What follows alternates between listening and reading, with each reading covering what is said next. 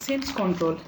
Exchange control refers to the various restrictions that are imposed by the central bank or the government of a country upon the foreign exchange reserves for establishing an equilibrium in the balance of payment of a country.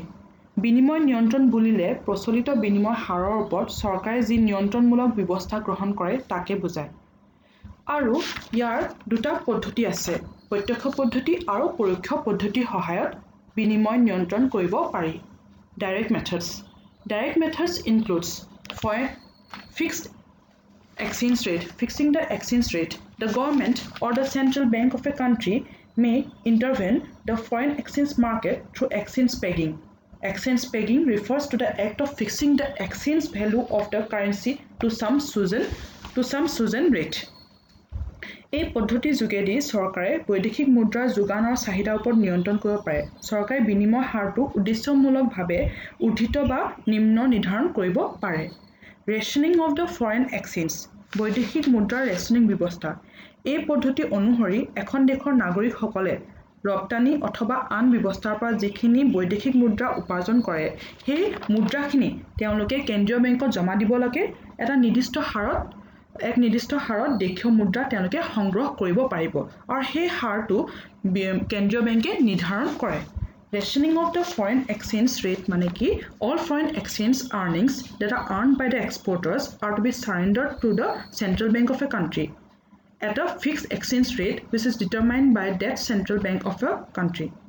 The importers are allotted foreign exchange at a fixed rate and in fixed amount, and the government determines the priorities in the allocation of the scarce foreign currencies as the foreign exchange reserves are limited. Blocked accounts. Blocked account refers to a method by which the foreigners are restricted to transfer funds to their home currencies. আবদ্ধ হিচাপ। এই ব্যৱস্থাৰ যোগেদি দেশীয় কেন্দ্ৰীয় বেংকে বিদেশীসকলৰ সম্পত্তি আৰু পুঁজি তেওঁলোকৰ হিচাপত জমা ৰখাৰ ব্যৱস্থা কৰে আৰু তেওঁলোকে সেই জমা ৰখা পুঁজি নিজ দেশৰ মুদ্ৰালৈ পৰিৱৰ্তন কৰাৰ ক্ষেত্ৰত কিছু সময়ৰ কাৰণে বাধা আৰোপ কৰে। Multiple exchange rates. Multiple exchange rates মানে হৈছে বহুমুখী বৈদেশিক বিনিময় হাৰ ব্যৱস্থা। এই ব্যৱস্থা অনুসৰি এক নিৰ্দিষ্ট বিনিময় হাৰ নিৰ্ধাৰণ নকৰি বিভিন্ন বিনিময় হাৰ নিৰূপণ কৰিব পাৰি। আমদানিৰ গুৰুত্বভেদে বিনিময় হাৰটো ভিন্ন ভিন্ন কৰা হয় আৰু সেইদৰে ৰপ্তানিৰ ক্ষেত্ৰতো তোমাৰ বিনিময় হাৰটো তাৰ গুৰুত্বভেদে ভিন্ন ভিন্ন কৰা হয়। Multiple exchange rate. The system of multiple exchange rates permits a country to discriminate between goods as well as countries by fixing different exchange rates for import and export of different goods. Allocation of exchange according to priorities. The exchange restrictions may be practiced by the central bank of a country when the foreign exchange is allocated for import of different categories of goods and for other purposes according to a specific order of priorities. গুৰুত্বভেদে তোমাৰ বিনিময় হাৰটো পৃথক পৃথক হ'ব পাৰে। আমদানি আৰু ৰপ্তানিৰ যিটো বিনিময় হাৰটো পৃথক পৃথক হ'ব পাৰে। ক্লিয়াৰিং এগ্ৰিমেণ্টছ। ক্লিয়াৰিং এগ্ৰিমেণ্টছ মানে হৈছে বিনিময় হিচাপ নিকাচৰ নিষ্পত্তি চুক্তি। এই ব্যৱস্থা অনুসৰি আমদানিকাৰীসকলে দ্ৰব্য আমদানি অৰ্থে দেশীয় মুদ্ৰা নিজ দেশৰ কেন্দ্ৰীয় বেংকত জমা দিয়ে আৰু ইয়াৰ পৰিৱৰ্তে বৈদেশিক মুদ্ৰা সংগ্ৰহ কৰে আৰু ৰপ্তানিকাৰীসকলে যিখিনি উপাৰ্জন কৰে সেই বৈদেশিক মুদ্ৰা কেন্দ্ৰীয় বেংকত জমা দি ইয়াৰ বিপৰীতে দেশীয় মুদ্ৰা সংগ্ৰহ কৰে। Clearing agreements. Clearing agreements মানে হৈছে under this system the importers instead of making payments for imported goods in foreign currency pay in home currency to their central bank. Similarly, exporters instead of receiving payments for goods exported in foreign currency receives it through the central bank in home currency. মানে হৈছে যে আমদানিকাৰীসকলে যিখিনি তোমাৰ payment কৰিবলগীয়া হয় আমদানিকৃত দ্ৰব্যৰ বিনিময়ত যিখিনি তেওঁলোকে পেমেন্ট কৰিব লাগে তেওঁলোকে সেইখিনিতো বৈদেশিক মুদ্ৰাত পেমেন্ট কৰিব লাগে কিন্তু তেওঁলোকে কি কৰিব ঘৰুৱা মুদ্ৰা পেমেন্ট কৰিব সেন্ট্ৰেল বেংকক আৰু সেন্ট্ৰেল বেংকে হেখিনি কনভাৰ্ট কৰিব home currency to foreign currency লৈ কনভাৰ্ট কৰি তেওঁলোকে পেমেন্ট কৰি দিব সিমিলাৰলি তোমাৰ এক্সপোৰ্টাৰ্স বোৰে কি কৰিব ৰপ্তানিকাৰী সকলে কি কৰিব যেতিয়া পেমেন্টটো ৰিসিভ কৰিব যেতিয়া তেওঁলোকে সংগ্ৰহ কৰিব তেতিয়া তেওঁলোকে কি কৰিব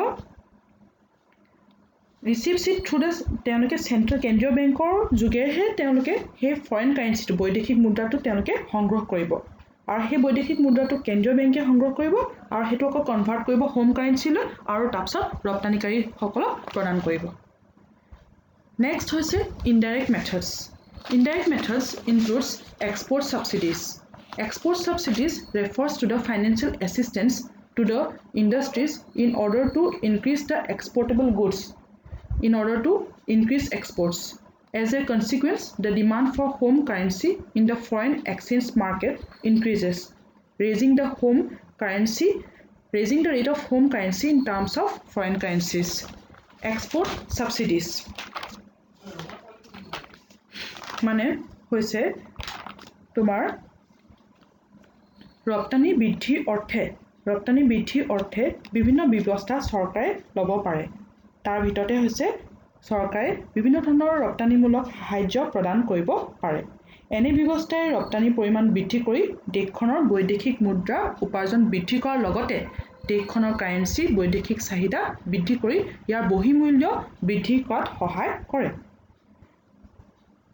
তাৰপিছত আছে তোমাৰ ইম্পোৰ্ট ৰেষ্ট্ৰিকশনছ পৰিমাণ বাচক সীমাবদ্ধতা বিনিময় হাৰ নিয়ন্ত্ৰণ কৰিবলৈ চৰকাৰে কি কৰিব পাৰে আমদানিৰ ওপৰত বিভিন্ন ধৰণৰ বাধা আৰোপ কৰিব পাৰে অংশ নিৰ্ধাৰণ কৰিব পাৰে শুল্ক আৰোপ কৰিব পাৰে এই সকলো বিলাকে নিয়ন্ত্ৰণে কি কৰিব দেশখনলৈ আমদানি পৰিমাণটো হ্ৰাস হোৱাত সহায় কৰে import restrictions the countries may impose various restrictions like imposing tariffs quotas and other quantitative restrictions as a result there will be an improvement in the balance of payment due to reduction in the volume of imports due to the increase in the prices of imported commodities. Changes in the interest rates. When the rate of interest is raised in the country, it attracts capital from foreign countries. It will also prevent the capital flight from the domestic country to foreign countries. This will tend to increase the demand for home currency. As a result, exchange rate will move in its favor. Changes in the interest rate. সুদৰ হাৰ বৃদ্ধি কৰিলে ই বিদেশী পুঁজি আকৰ্ষণ কৰিব আৰু লগতে দেশীয় পুঁজিৰ বহিঃপ্ৰবাহ ৰোধ কৰিব ইয়াৰ পৰিণাম স্বৰূপে দেশীয় মুদ্ৰাৰ চাহিদা বৃদ্ধি হ'ব আৰু মুদ্ৰাৰ বৈদেশিক বিনিময় হাৰ ঊৰ্ধ্বগামী হ'ব